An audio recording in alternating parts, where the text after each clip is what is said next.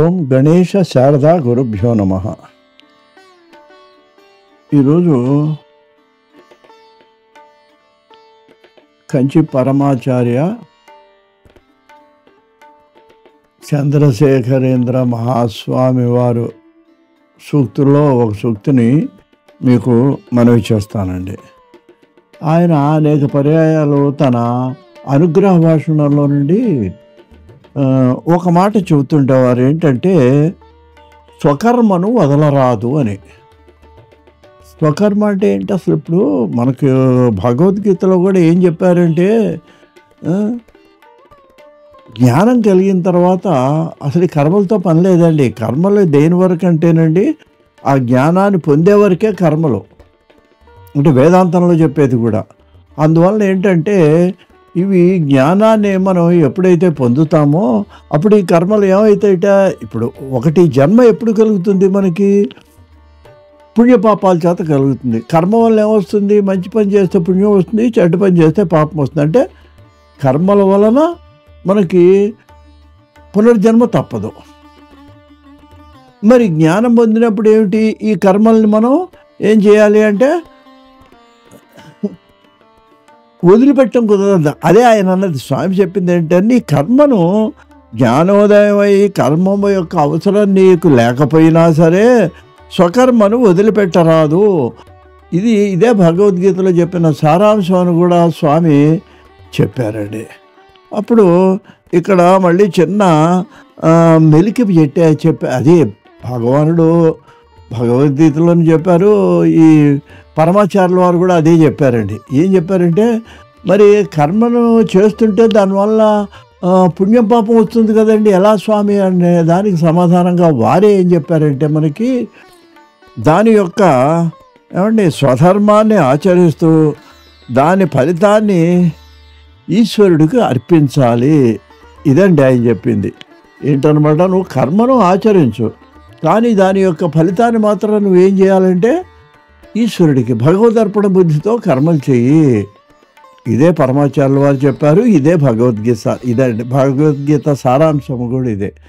ఇంకొక విషయం మీకు మనవి చేస్తానండి. దాన్ని ఆ స్వామివారు పరమాచార్యుల వారు స్వయంగా ఆచరించి, వారే కాదండి, వారి పీఠంలో అంతకుముందు తర్వాత వచ్చిన వారు అందరూ కూడా దాన్ని ఆచరించి చూపెట్టిన వాళ్ళే మనం గమనిస్తే. మీకు ఒక చిన్న విషయం చెప్తాను. సన్యాసాశ్రమం తీసుకున్న తర్వాత అసలు శిఖా యజ్ఞోపీతాలు ఇవే అంటే వాళ్ళకు జన్మ అండి. అంతకుముందు జన్మలో వాళ్ళు ఏదో తల్లిదండ్రులు పెట్టిన పేరుంది, దాన్ని అక్కడికి అది జన్మను తీసేసి కొత్త జన్మ కింద ఇచ్చేవారికి కొత్త నామాన్ని వీళ్ళు చేసి తల్లిదండ్రులు పెట్టిన పేరు మళ్ళీ మార్చేస్తారండి. మార్చేసిన తర్వాత ఇక వీళ్ళు ఏంటంటే జగద్గురువులు అవుతారు. అయినప్పుడు నిజానికి ఏంటంటే ఇక వీళ్ళకి కర్మలతో పని లేదు, చేయక్కర్లేదు. అయినా సరే వీరు ఏం చేస్తున్నారు, ఈ పీఠాధిపతులు ఇంచుమించుగా పెద్ద స్థానంలో ఉన్నటువంటి శృంగేరి వారు కానివ్వండి, కంచిపీఠం వారు కానివ్వండి, అప్పటి వాళ్ళు ఇప్పటి వాళ్ళు కూడా చేసేది ఏంటి, పూజాధికారులు నిర్వహిస్తున్నారు. ఎక్కడికి వెళ్తే అక్కడ ఆ పీఠంతో పాటు వారైతేనేమో శృంగేరి వారు ఎవరు ఆ శారదాదేవిని పక్కన తీసుకెళ్ళి చేస్తారు. వీళ్ళేమో పరమేశ్వరుడికి, కంచి అమ్మవారికి, వీళ్ళకి ఏం చేస్తారంటే ఆరాధన చేస్తారండి. ఇప్పుడు మనకు ఒక అనుమానం ఏంటంటే, ఏమంటే వాళ్ళు సర్వసంగ పరిత్యాగులు కదా, వాళ్ళు ఆరాధన ఎందుకు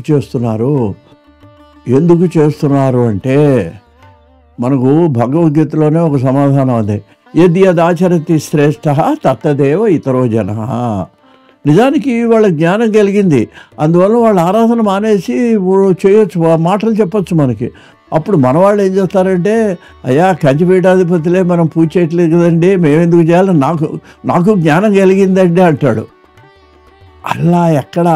ఏది ఆచరతి శ్రేష్ఠ, మనం ఉత్తముడు ఏం ఆచరిస్తాడో ఇతరులు కూడా అదే ఆచరిస్తారు. అందుకని ఆ ఆలోచనతో వాళ్ళు పీఠాధిపతులు కూడా ఈరోజు కూడా ఏం చేస్తారంటే వారి యొక్క దేవతారాధన చేస్తారు.